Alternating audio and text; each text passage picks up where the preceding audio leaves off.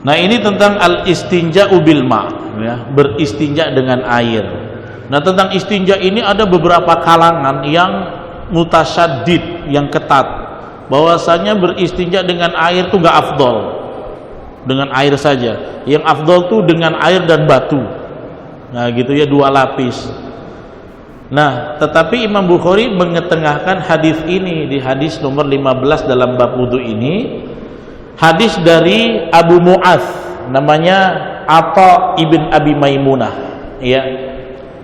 Atha ibn Abi Maimunah mengatakan bahwasanya aku pernah mendengar Anas ibn Malik, ya, radhiyallahu anhu berkata bahwasanya kebiasaan Nabi, ya, idza kharaja li hajatihi, kalau Nabi itu sedang keluar buang hajat, aji'u ana wa gulamun ma'ana idawatun min ma'in, maka biasanya aku bersama seorang anak.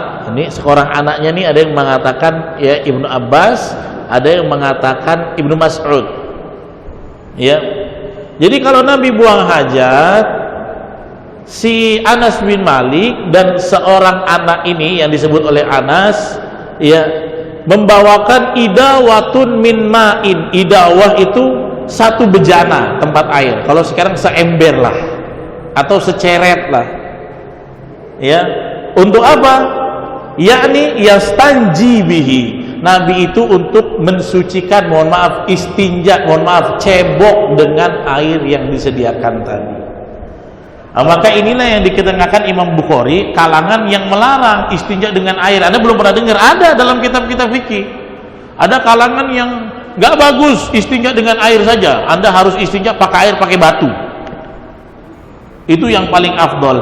Nah, ini kan akan menyebabkan, ya, masyaqqah 'alal ummah, kesulitan di atas umat. Makanya Imam Bukhari memecahkan masalah itu. Ini ada hadisnya, Nabi istinja dengan air tok, dari Anas bin Malik lagi, ya.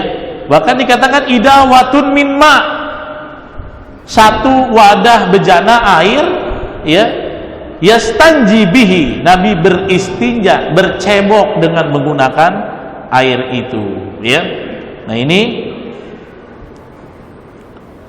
karena ada satu pendapatnya itu kayak dari pendapat Hudzaifah ibnul Yaman, tapi yang salah diinterpretasikan lah. Maksudnya Hudzaifah bin Yaman itu mengatakan Nabi pernah buang air, beliau itu sambil pakai air terus gesek lagi tangannya di debu, gitulah ya.